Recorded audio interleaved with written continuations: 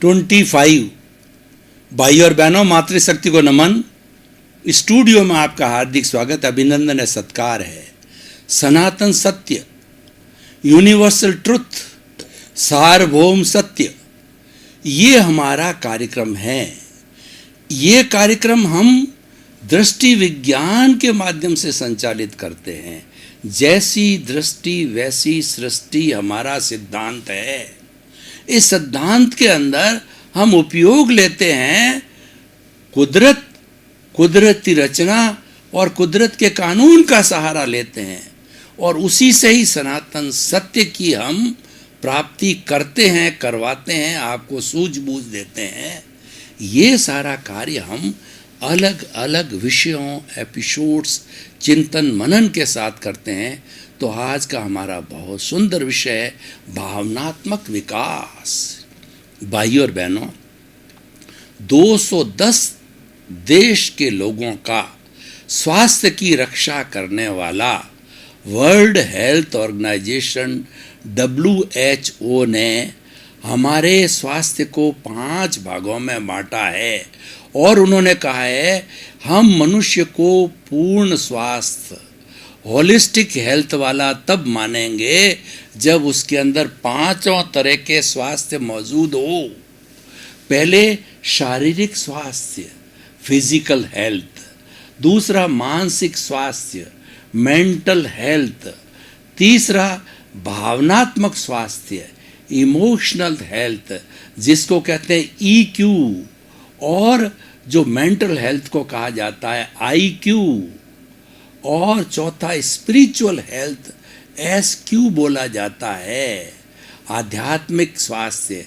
और इन सब चारों की प्राप्ति करने के बाद के अंदर जो फील्ड होता है जहाँ पे ये उपयोग में आता है, काम में आता है, वो हमारा सोशल हेल्थ, चाहे परिवार हो, चाहे समाज हो, चाहे देश हो, चाहे राष्ट्र हो, चाहे विश्व हो, सोशल हेल्थ। इन 5 तरह के स्वास्थ्य को प्राप्त करने वाला होलिस्टिक पर्सनैलिटी, होलिस्टिक व्यक्ति, होलिस्टिक स्वस्थ होता है। तो हम आज 5 की बात नहीं करेंगे, हम इसमें से मात्र एक भावनात्मक विकास, इमोशनल कॉन्सेंट और इमोशन इम्प्रूवमेंट, इमोशनल पर्सनैलिटी की बात करते हैं।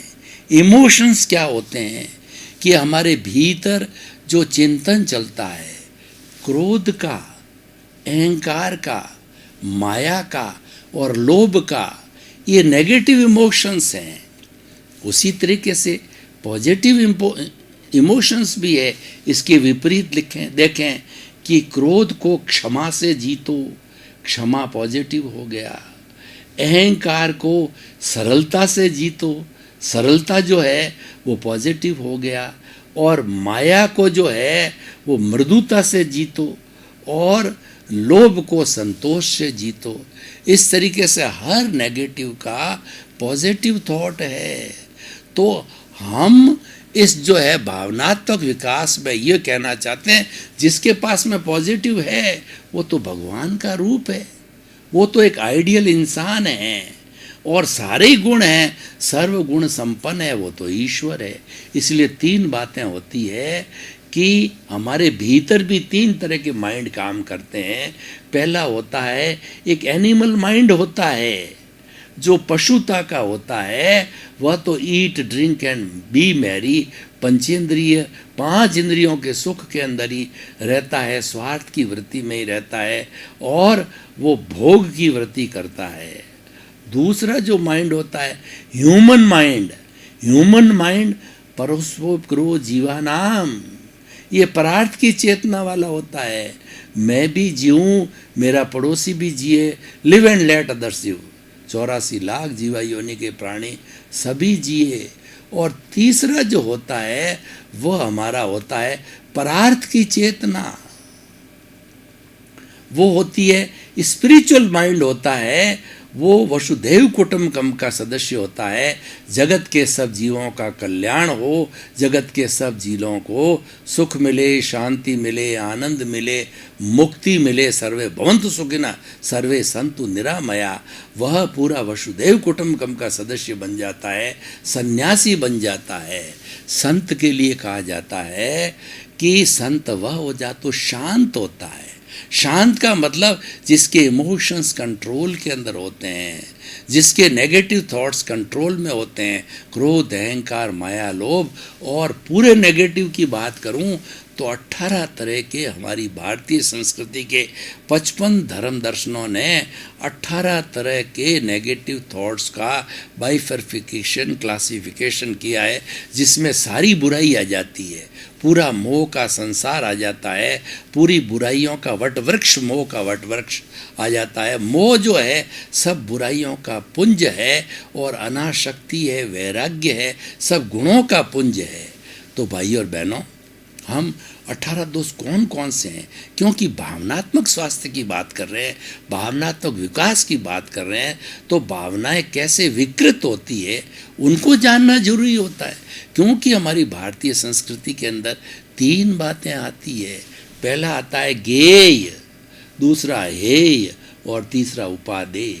गेय का मतलब होता है इस संसार में अच्छाई बुराई दोनों को जानो, जाने बिना कैसे भेद करोगे, कि किसी व्यक्ति की परीक्षा किए बिना कैसे मालूम पड़ेगा करोगे कि ये मेरा दोस्त है या मेरा दुश्मन है, ये मेरा हितैषी है या मेरा बैरी है। गेय करो और गेय करने के बाद में बुराई का हे करो, अच्छाई का उपादेय करो, अच्छाई को ग्रहण करो और बुराई को छोड़ो। हे को छोड़ना, उपादेय को ग्रहण करना होता है। तो हम इमोशंस को जानना जरूरी है। 18 इमोशंस, नेगेटिव इमोशंस कौन कौन से हैं? प्रणतिपाप, मर्षावाद, अदत्ता दान, मैथुन, परिग्रह, क्रोध, मान, माया, लोभ, राग, द्वेष, कलह, अव्याख्यान, पैशून्य, पर परिवाद, रति अर्ति, माया मर्षा, मिथ्या दर्शन, शल्य पाप। 18 दोष है ये, मनुष्य जीवन के 18 दोष है। और इन सब को कैटेगराइज जो है हमारी भारतीय संस्कृति ने क्रोध, मान, माया, लोभ में कैटेगराइज किया है। उससे छोटा कोई बोलना चाहे तो राग द्वेष में कैटेगराइज किया है। राग द्वेष क्या है? वह राग का मतलब होता माया लोभ, द्वेष का मतलब क्रोध और अहंकार जो दिखाई देते हैं। माया मीठी छुरी दिखाई नहीं देती है और द्वेषी सामने दिखता है, आंखें तमतमाई, क्रोधी घमंडी व्यक्ति घमंड करता, मुंह से अंट संट बोलता है, सामने दिखता है, लेकिन मीठी छुरी भीतर ही भीतर आपको काट रहा है माया। और लोभ है जहाँ तहाँ लाहा तहाँ लोभा, जहाँ पर जो है लाभ होता है वहाँ लोभ बढ़ता है। आप जैसे कोई व्यसनी व्यक्ति खेलने वाला होता है, जुआरी, 1000 का मिला जो है लाभ मिला, फिर 2000 लगाता है, 4000 जगह लगाता है, अंत में वो दिवालिया हो जाता है। तो लोभ जो है ये गला कटाता है। तो ज़्यादा लोभ भी खराब है। Excess of everything is bad. इस दुनिया में हर चीज़ जो अधिकता में बुराई है, अधिकता की बुद्धि भी बुरी है, क्योंकि बुद्धि का अधिकता का वो पॉइंट होता है आदमी मैड बन जाता है, पागल बन जाता है। जो हम सड़कों पर घूमते देखते हैं वो भी बुद्धि की पराकाष्ठा। ऐसा भी नहीं होना चाहिए। बुद्धि के मतलब आपको जो है श्रम के साथ में विश्राम भी होना चाहिए। इसीलिए भगवान ने रात और दिन बनाए हैं कि दिन में आप दबा के काम करो और रात में आप दबा के नींद लो, संतुलन हो जाता है। ऐसा नहीं है कि 24 घंटे काम करना और ऐसा नहीं है कि 24 घंटे सोना है। और जो लोग अच्छा जीवन नहीं जीते, अच्छी लाइफ स्टाइल नहीं जीते हैं, तो रात्रि जो सोने के लिए बनाई है उसमें जगते हैं, वो असुरी प्रवृत्ति है। और दिन जो काम करने के लिए होता है दिन भर सोते रहते हैं। तो ये प्रकृति का संतुलन है। ये भी रॉन्ग इमोशन है, ये भी बैड इमोशन है, इसका भी सुधार करना है। तो भाई और बहनों, ई कॉन्शियंट होना बहुत जरूरी है। व्यक्ति को अच्छा बनने के लिए ई कॉन्शियंट बहुत जरूरी है। कि देखिए, मैं आपको उदाहरण दूं कि पुराने ज़माने के हमारे जो जितने भी महापुरुष थे, हमारी दादियाँ थी, नानी थी, हमारे पिता थे, पिता माँ हुआ करते थे, वो कहीं किसी स्कूल में नहीं पढ़े। आजकल तो हम कॉलेज में पढ़ते हैं, यूनिवर्सिटी में पढ़ते हैं, बीए करते हैं, एमए करते हैं, पीएचडी करते हैं, डिलीट करके बड़े बड़े विद्वान बनते हैं, बड़े बड़े विषय पढ़ते हैं। पर पुराने बेचारे स्कूलें थी नहीं। मेरे समय में भी मेरे गांव में जहाँ मेरा जन्म हुआ, न बिजली थी, न पानी थी, न सड़क था, न स्कूल था। तो हम कहाँ पढ़ते? हम तो रेत के टीबों पे हमको कोई सिखाने वाला था, उससे पढ़े हुए हैं। तो हमारे माता पिता को पढ़ने का प्रश्न नहीं। लेकिन वो मेरे खुद की बात करूं, मेरे खुद के 10 भाई बहनों को बिना पढ़े लिखे माता पिता ने पाला पोसा। 10 भाई बहनों को, एक गुजर गए, आज हम 9 हैं। 9 विद्वान, करोड़पति, खानदानी, अच्छे हैं 9 के 9। ये उन्होंने कैसे किया? क्योंकि वो विवेक धम्म माइये, विवेक ही धर्म है। वो इमोशन कॉन्शियंट, उनका भावनात्मक बहुत विकास था। आज इस दुनिया में जितनी बुराइयां आई है, आज इस एजुकेशन के अंदर कोई मिसिंग चीज है, वो है हमारा भावनात्मक विकास। आज हम स्टूडेंट को तोते की तरह रटा रटा करके, किताबों का भार डाल डाल करके उसको विद्वान बना देते हैं। कैसा विद्वान? सुसाइड करने वाला विद्वान, मर्डर करने वाला, घूस लेने वाला, और उसके साथ साथ में अपराधी, आतंकवादी, पढ़ा लिखा आतंकवादी, अच्छा पढ़ा लिखा ग्रेजुएट पोस्ट ग्रेजुएट आतंकवादी बन जाता है। ये क्यों हुआ? मिसिंग पॉइंट इज हियर कि हमने उसका भावनात्मक विकास नहीं किया।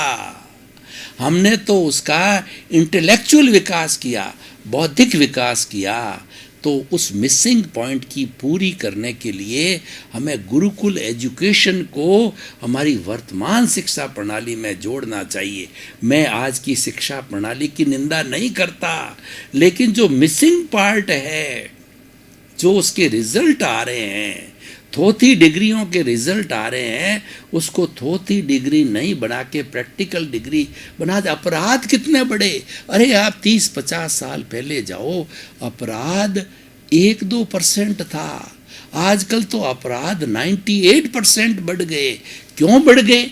जबकि इतना शिक्षा, इतना विज्ञान डेवलप्ड, इतनी सुविधा, इतनी शिक्षा, इतनी खाने की, पीने की, रहने की, रोटी, कपड़ा, मकान, शिक्षा, चिकित्सा, जो सुविधाएं आज से 30-40 साल, 50 साल पहले थी, नगण्य थी, आज तो उससे 80 गुना, 100 गुना बढ़ गई। लेकिन फिर भी ऐसा हो रहा है, उसका एक ही कारण है, भावनात्मक विकास की कमी आ गई। लोगों के अंदर क्रोध, अहंकार, माया, लोभ नियंत्रण में नहीं है। सबसे बड़ी बुराई क्या है? आजकल कोई टॉलरेंट नहीं है। एक बेटा बेचारे बुजुर्ग 70-75 साल के जो है पिता को फटकारता है, गाली देता है कि आप क्या जानते हो, आपने हमारे लिए क्या किया? अरे भैया, तुझे पोस्ट ग्रेजुएट बनाया, तेरी बढ़िया पत्नी लाए और तेरे को इतना बड़ा किया, तेरे को करोड़ा का मकान बना के दिया, फिर भी कहता है क्या किया? सहन शक्ति नहीं। पुराने माता पिता के पास से फटकते तो नजर नीची रहती, पिताजी जा रहे हैं, बोलने की ताकत नहीं थी। आज तो पिता बोले एक शब्द और वो नेले पे 10 दहला बोलता है, 10 बात सुना देता है, बेटा या बेटी है। No tolerance power at all. उससे क्या बर्बादा हुआ? घर टूट गए, संयुक्त परिवार टूट गए, न्यूक्लियर फैमिली हो गई, ले दे करके अकेला व्यक्ति रह गया। वही कमाने वाला, वही बीमारी को ठीक करने वाला, वही बाल बच्चों को पालने वाला। इसलिए आदमी ध्वस्त हो गया कि भाई मैं तो अब एक बच्चे से ज़्यादा को पाल नहीं सकता। एक होते ही पहले हमारे ज़माने में, माता पिता के ज़माने में 10-10, 12-12 होते थे। हमारे ज़माने में 3 थे, उसके बाद 2 का ज़माना आया और फिर अब 1 का ज़माना आ गया। हम 2, हमारे 1, क्योंकि पालने की ताकत समाप्त हो गई। न्यूक्लियर फैमिली हो गई, आदमी की सोच बदल गई और त्याग की वृत्ति बदल गई। सबसे बड़ा जो नुकसान हुआ है इमोशनल नहीं कंट्रोल, व्यक्ति में नो सेक्रीफाइस एट ऑल।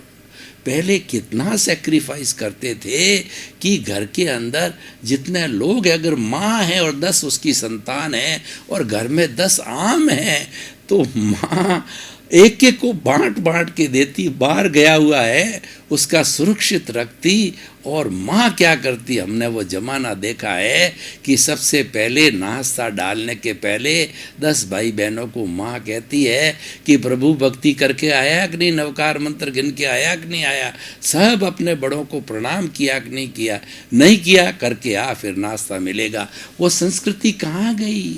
माता पिता को प्रणाम करने की और नवकार मंत्र गिनने की, ओम नमः शिवाय गिनने की, और जो है वसुदेव जो है वो ओम नमो भगवते वसुदेव गिनने की संस्कृति कहाँ गई?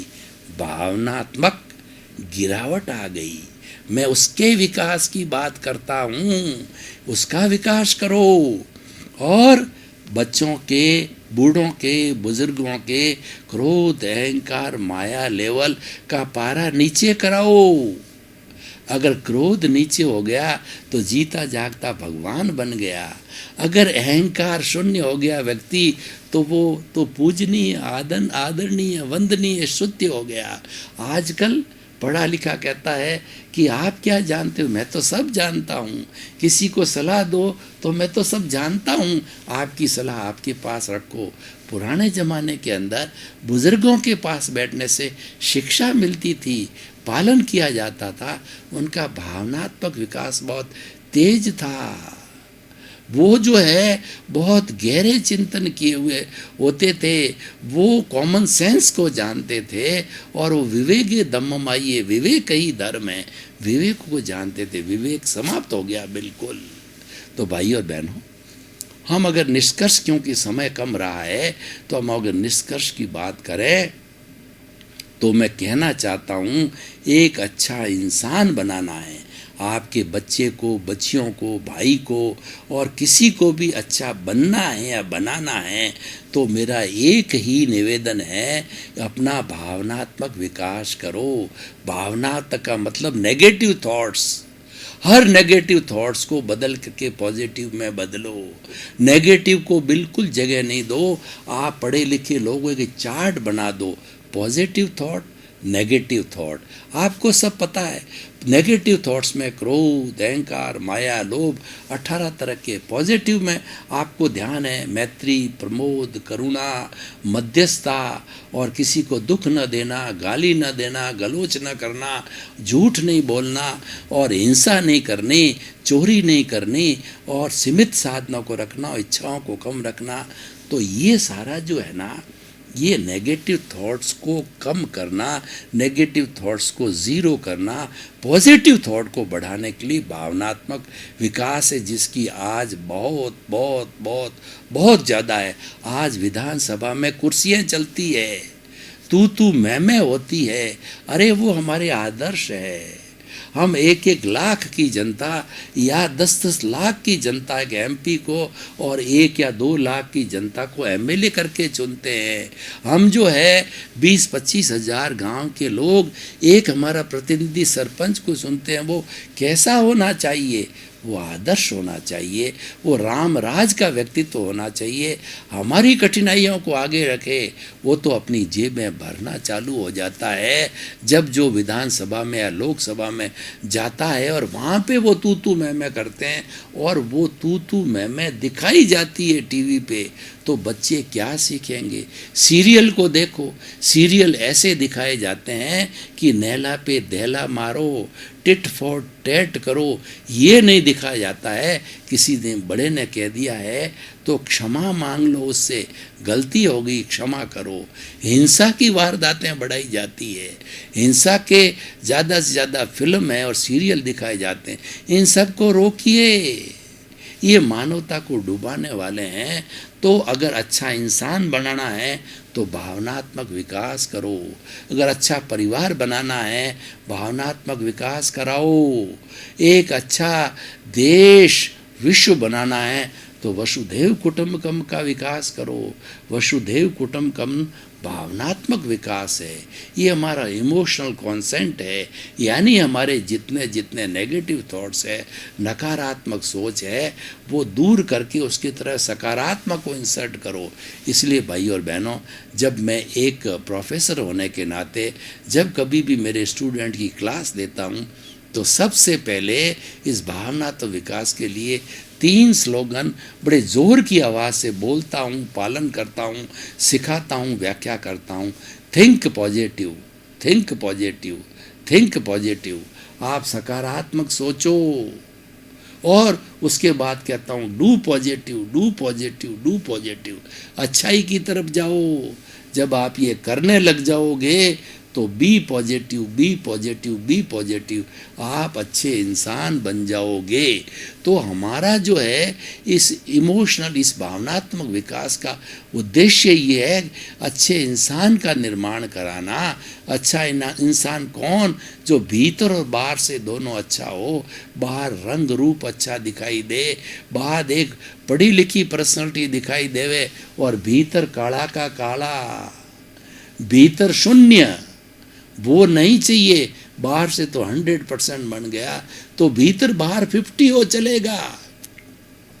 आपके कपड़े साधारण हो चलेगा, आपका रूप ऊंचा नीचा हो चलेगा, लेकिन आपके भीतर का सौंदर्य है, भीतर का रूप है, भीतर का ज्ञान है, भीतर की प्रज्ञा है, भीतर के अच्छे गुण हैं, भीतर का सदाचार है, उसका भी तो विकास करो। बाहर का करो, कोई बुराई नहीं है, आप बहुत अच्छी पर्सनैलिटी दिखाओ, कोई बुराई नहीं है, लेकिन वह अच्छी कब लगेगी? जहाँ भीतर से अच्छे होंगे। भीतर से काले हो, भीतर से अगर आप बुरे व्यक्ति हो तो वो कोई काम की नहीं है। काठ की हांडी एक बार चढ़ती है, बार बार नहीं चढ़ती है। आप नकली मत बनो, आप असली कब बनोगे? जब कथनी और करनी में अंतर नहीं रहेगा, जब आपका भीतर और बाहर एकता रहेगा। भावात्मक विकास है, वो भीतर और बाहर को एक करता है, भीतर को भी शुद्ध करता है व्यवहार और बाहर को भी शुद्ध करता है, व्यवहार पक्ष को भी शुद्ध करता है, निश्चय पक्ष को भी शुद्ध करता है। दोनों जुड़े हुए हैं। शुद्ध साध्य के लिए शुद्ध साधनों की आवश्यकता है। शुद्ध साध्य भीतर का भावात्मक विकास है जो मुक्ति की तरफ जाता है, और उसके साधन है वो हमारा बाहर का व्यवहार है। जो हम व्यवहार अपने दोस्तों के साथ, भाइयों के साथ, परिवार के साथ, अपना जहाँ वर्क करते हैं उन कर्मचारियों के साथ के अंदर हम कैसा व्यवहार करते हैं, वो सब व्यवहार बाहर का जगत है। तो भाई और बहनों, आइए हम एक आध्यात्मिक वैज्ञानिक व्यक्ति का निर्माण करें और व्यक्ति बने। दोनों ही काम है, पहले खुद बनो और फिर दूसरों को बनाओ। भाई और बहनों, आपका बहुत बहुत धन्यवाद। आप हमारा ये जो सनातन सत्य कार्यक्रम है बड़ा इंटरेस्ट के साथ देख रहे हो। जब श्रोता और वक्ता के बीच में तारतम्य तादात्म्य हो जाता है तो दोनों आनंदित होते हैं। वक्ता वो भूल जाता है कि मैंने आधे घंटे तक प्रवचन किया, और श्रोता भी भूल जाते हैं कि आधा घंटा हो गया, अभी तो 5 मिनट, क्योंकि दोनों एक कड़ी एक तार में जुड़ जाते हैं। यही हमारे सनातन सत्य की विशेषता है कि हम आपको अल्टीमेट ट्रुथ देते हैं, हम आपको सार्वभौम सत्य देते हैं, हम आपको दृष्टि विज्ञान देते हैं, हम आपको जैसी दृष्टि वैसी सृष्टि कराते हैं। तो इसी क्रम में आपका जीवन आनंदमय हो, मंगलमय हो। आपके प्रति बहुत बहुत शुभ।